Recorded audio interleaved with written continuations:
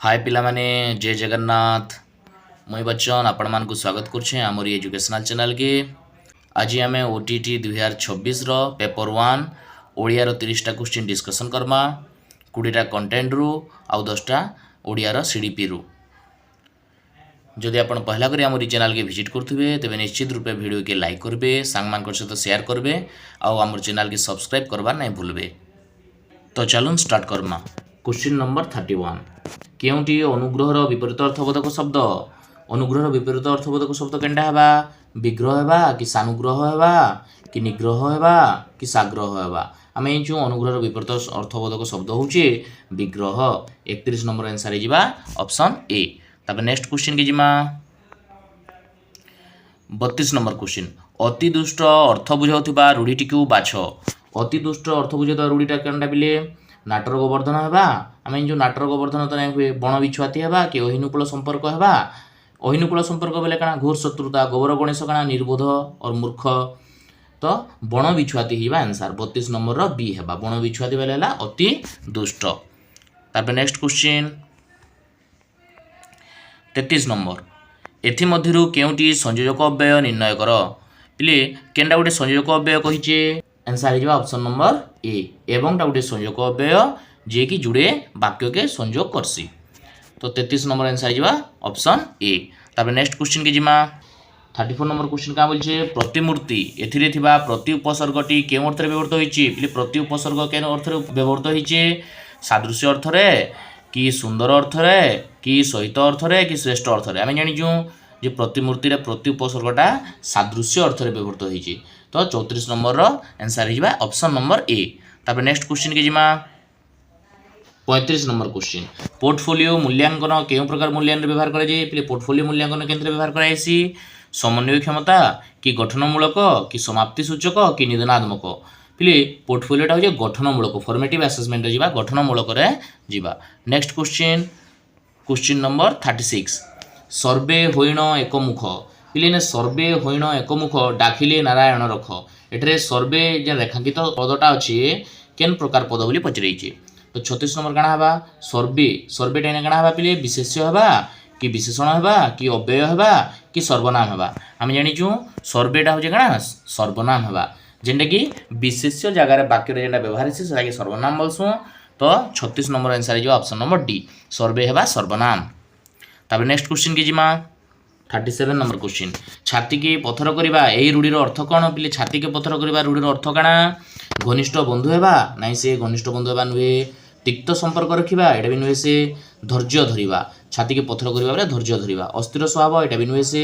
तो 37 no answer हे सी। तो पिले छाती के पथर करबा बेले धैर्य धरिबा। तापर नेक्स्ट क्वेश्चन 38 नंबर साधारणतः मातृभाषा काहाकू कहा जाए। मातृभाषा काहाके कहसन पिले स्थानीय लोके व्यवहार करतुवा भाषा। देखो कन्फ्यूजन करबले स्थानीय लोके व्यवहार करतुवा भाषा ऑप्शन दीचे बट इटा नहीं पारे। पाठ्यपुस्तकर भाषा पाठ्यपुस्तकर भाषा भी आम मातृभाषा नहीं कहि पारू। माँ कोलरू शिखिथिबा भाषा आम जेन भाषाटा माँ कोलरू शिखसु सेटा आबार मातृभाषा। तो माँ कोलरू शिखिथिबा भाषा हिबा मातृभाषा। तो ऑप्शन नंबर सी हिबा आंसर 38 रो सी। तापर नेक्स्ट क्वेश्चन के जिमा 39 नंबर क्वेश्चन का बोलछे बोध शक्तिर विकास पाई क्यों पठन करा जाए। बोध शक्ति बेले आम गोटे जिनिस बुझी पारमा। व्यापक पठन रे पारबा। व्यापक पठन रे तो आम उपरिया उपरिया पढ़ीदमा। तात्विक पठन रे हेबा कि सरव पठन हेबा कि द्रुत पठन हेबा। तो पिले सरव पठन द्रुत पठन एटा माने किछि नै हुए आंसर बा तात्विक पठन। आम जेतले गोटे तात्विक पठन करूछु पाराग्राफ कि से पाठर बोध शक्ति आम आमर बढ़ुचे। आम से जिनिसटा बुझवार लगे पढ़ुछु सेटा होचे तात्विक पठन। बुझवार लगे जेनटा पढ़ाएसी सेटा हेबा तात्विक पठन। 39 ऑप्शन बी।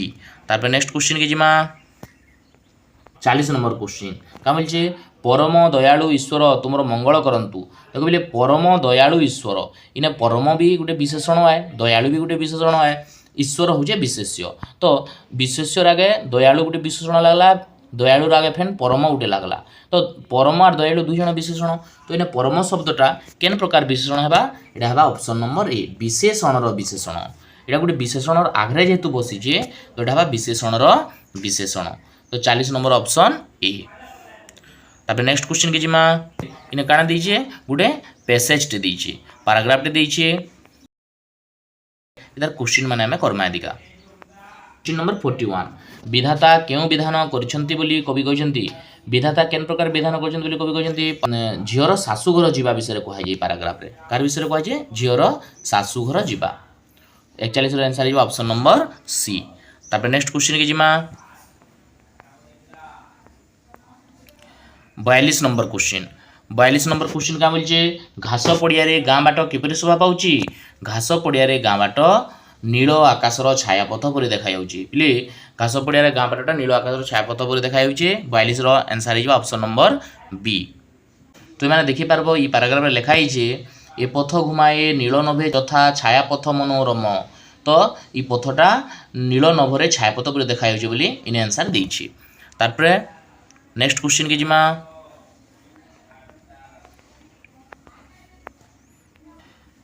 कवि काहाकू उलग्न शिशु पर विचार करचंती कवि काहाकू उलग्न शिशु पर विचार करचंती ग्राम झरणा को कि स्वर्गसीमा को कि ग्राम पथ को कि सन्यासी को आंसर हो ऑप्शन नंबर सी 43 सी ग्राम पथ को आम पैराग्राफ देखि पारमा श्याम प्रांतरे उलंग शिशु सम ए पथ घुमाए नील नभे जता छाया पथ मनोरम तो इने ए पथ कथा कहुचे। तापर नेक्स्ट क्वेश्चन की जिमा 44 नंबर क्वेश्चन का बोलचे बेणुवन कहले कौन बुझ बेणुवन कहले ने बाउंश बण के बुझावा 44 नंबर ऑप्शन हवा बी।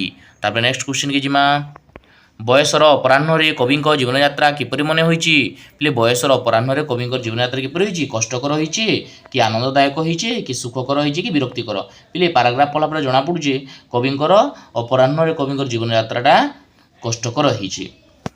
लास्ट के लिखा है भिक्षासी प्राणी पीड़ मते हर पाथेय विहीन पथिक मु जणे यात्रा ए दुर्बह क्षय तुलारे शुभ्र करी तो तनु ये सब जिनस लिखाई तो इनु जना पड़ी कविंकर जीवन यात्रा कष्टकर होइछि। तापर नेक्स्ट क्वेश्चन की जिमा तापर आसीगला गद्यर गोटे पैराग्राफ इतार क्वेश्चन आम करमा 46 नंबर क्रीड़ा कौन करि न थाए क्रीड़ा काना नहीं करि थाए बिले कर्मचंचल करि न थाए प्राणवंत करि न थाए कि आनंदर संचार करि न थाए कि जड़ करि न थाए जान क्रीड़ा कर्मचंचल करसी प्राणवंत करसी आनंदर संचार करसी किंतु आमको जड़ नहीं करे तो 46 रो answer option number D. Paragraph देखि दमा केने अछि जे पैराग्राफ लिखा हिचे क्रीड़ा मनुष्य को कर्मचंचल करे हृदय रे संचार करे आनंदर भावधारा मनुष्य को प्राणवंत करे किंतु हृदय रु दूरे दिए निर्वेदना और जड़ता पहले जड़ता आम हृदय रु दूरे देसी तो आंसर हिबा जड़। तापर नेक्स्ट क्वेश्चन के जिमा क्यों खेल को भारत में पारंपरिक सामंतवादी खेल रूपे विचार करा जाए केन खेल के पहले पारंपरिक सामंतवादी खेल रूपे विचार करा जाए चेस हेबा कि लुडू हेबा कि ताश हेबा कि पाली हेबा आंसर हिबा ऑप्शन नंबर डी पाली खेल के भारत में पारंपरिक सामंतवादी खेल रूपे विचार करा जाए। पैसेज रे देखिदेमा पाली खेल को जेपरी परंपरा प्रसूत सामंतवादी खेल भाव में ग्रहण कराई। तापर नेक्स्ट क्वेश्चन जिमा 48 नंबर क्वेश्चन केउटी विशेष भाव में उल्लेखयोग्य बोली कहुई मन उपरे क्रीडार प्रभाव कि व्यक्ति उपरे क्रीडार प्रभाव कि समाज उपरे क्रीडार प्रभाव कि शरीर उपरे क्रीडार प्रभाव पे आम जो क्रीडार प्रभावटा शरीर उपरे रही तो 48 नंबर ऑप्शन डी पैसेज रे दीछे शरीर उपरे क्रीडार प्रभाव विशेष भाव में उल्लेखयोग्य। तापर नेक्स्ट क्वेश्चन की जिमा तापर 49 नंबर क्वेश्चन आज पाश्चात्य सभ्यता मनोभाव संपन्न व्यक्ति माने कहीं निजक कृतकृत्य मन कर खेल में जयुक्त होबारू ना यहाँ नहीं हुए देशीय खेल को सम्मान देबारू यहाँ भी नहीं हुए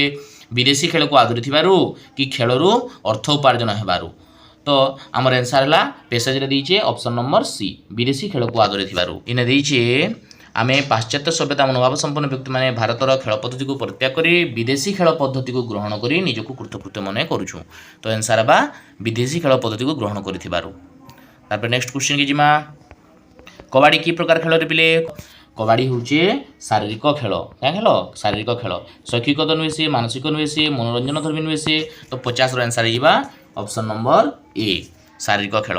तापर नेक्स्ट क्वेश्चन की जिमा श्रुयुक्त अन समान क्यों कृदंत पद निष्पन्न होगा बाछ पिले केन कृदंत पद होगा श्रावण होगा श्रावण तो नहीं हुए श्रावणीय होगा कि श्रवण होगा कि श्रवण होगा आम जो श्रवण होगा श्रुयुक्त अन कण है श्रवण तो 51 नंबर क्वेश्चन आंसर है सी।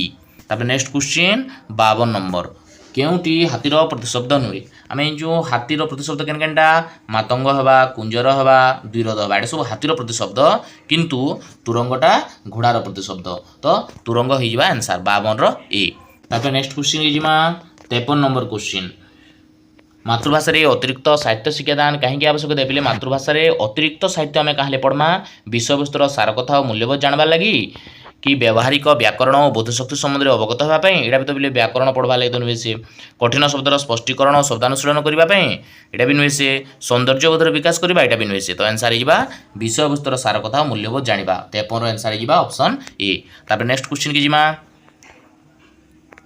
54 नंबर क्वेश्चन केउटी पद्य शिक्षादान उद्देश्य संपर्कित नुहे इले पद्य शिक्षादान बेले आम जिते गीतटे पढ़ुचु तो केनटा तार अंतर्गत नुहे से पढ़मा आम कवि मनर आवेग चिंता और अनुभूति संपर्क धारणा करवा कवि मनर आवेग चिंता अनुभूति संपर्क धारणा कराई गीतरे पद्य ठीक अच्छे लेखक प्राबंधिक संपर्क अधिक जानापी उत्साहित करवा एटा तो नुहे से पिले कवितार सौंदर्यबोध को अनुभव को आनिबा एटा ही पारबा आम गोटे पद्यर सौंदर्यबोध के बढ़ा हेसी अधिकरू अधिक कविता पढ़ाई उत्साह सृष्टि करवा एटा भी हो पारबा किंतु लेखक बा प्राबंधिक संपर्क अधिक जानबार लगी उत्साहित करवाटा एटा तार अंतर्गत नुहे से 54 नंबर बी है आंसर। तापर नेक्स्ट क्वेश्चन 55 नंबर निम्नोक्त मध्य केउटी विशेष्य पद नुहे पिले केनटा विशेष्य पद नुहे से आम एंजु नदी है काଣା विशेष्य दशरथ विशेष्य सुना काଣା विशेष्य किंतु साहसी गोटे गुण के बुझाऊे तो साहसी जा विशेषण 55 ऑप्शन डी। तापर नेक्स्ट क्वेश्चन के जिमा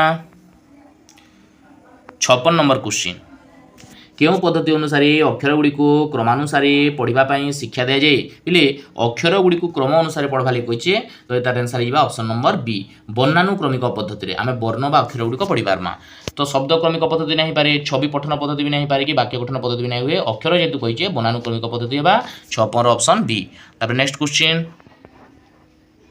57 नंबर क्वेश्चन क्या बोलছে पिलार स्वाधीन चिंता शक्ति प्रकाश करिवार सर्वाधिक सुजोग केउं प्रकार लिखन थाए गोटे पिलार स्वाधीन भाव में चिंता करिपारबा से जिनिसटा केंद्र प्रकाश पाइसी सूचनात्मक रही पारबा सूचनात्मक नहीं पारे श्रुत लिखन हो पारबा श्रुत लिखन भी नहीं पारे शुणिकी लेखबा गोटे छुआटे खाली दृष्ट लिखन खाली देखिकी लेखबा जेनटा देखबा सेटा लेखबा किंतु स्वाधीन चिंता केंद्र करिपारबा मुक्त लिखन रे करिपारबा जदि छुआटा जिनसटा भाविकी लिखुचे मुक्त लेखन लिखुचे तेरे तार चिंता शक्ति बढ़वा तो 57 ऑप्शन होगा सी।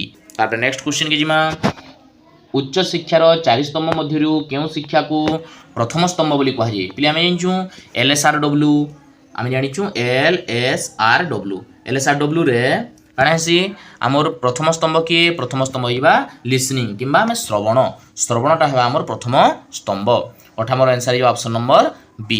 तापर नेक्स्ट क्वेश्चन के जिमा 59 कौन सी प्रसंगर आलोचना शेष में जो मूल्यांकन हुए ताकू कौन कहुए बोले गोटे प्रसंग सरबार कथा कहुए इने कौन सेमिस्टर सरबार कथा गोटे पाठ सरबार कथा नहीं कही तो प्रसंग सरला बेलके जेन मूल्यांकन से ताकि क्या बोली कहमा बोली कही तो प्रसंगर शेष में काଣା गठनमूलक आंसर है इने सामग्रिक मूल्यांकन नहीं पारे कारण सामग्रिक मूल्यांकन काଣା गोटे वर्ष सरले कि गोटे सेमिस्टर सरले करासी समन्वय दक्षता मूल्यांकन भी नहीं पारे पोर्टफोलियो मूल्यांकन भी नहीं पारे तो आंसर है गठनमूलक मूल्यांकन तो 59 आंसर बा सी। तापर नेक्स्ट क्वेश्चन की जिमा केउटी निर्दिष्ट उत्तरमूलक प्रश्न अंतर्गत नुहे निर्दिष्ट उत्तरमूलक प्रश्न अंतर्गत केना नुहे से दृष्टांतमूलक प्रश्न आम उदाहरण देकर पढ़ामा एटा ही पारबा कि मेलक प्रश्न मैचिंग टाइप रो एटा भी ही पारबा सत्य सत्य प्रश्न एटा भी ही पारबा ट्रू ना फॉल्स ट्रू हेबा ना फॉल्स हेबा किंतु आम दीर्घ उत्तरमूलक प्रश्नटा एटा निर्दिष्ट उत्तरमूलक प्रश्न रे नहीं जिबा तो 60 आंसर है ऑप्शन नंबर डी। तो पिले इटा थिला आज आम OTT 2024 पेपर 1 रो ओडिया 30टा क्वेश्चन फुल डिस्कशन कला आम कार केते 30 मार्क रहला जे सेटा निश्चित भाव आपन कमेंट रे जणाबे जदि आप पहला करी आम चैनल के विजिट करुवे तेज निश्चित रूप से वीडियो के लाइक करेंगे सांग सहित शेयर करेंगे और आम चैनल के सब्सक्राइब करेंगे तद्वारा आपण मैंने नुआ नुआ वीडियो देखा पाइबे। धन्यवाद पिला माने।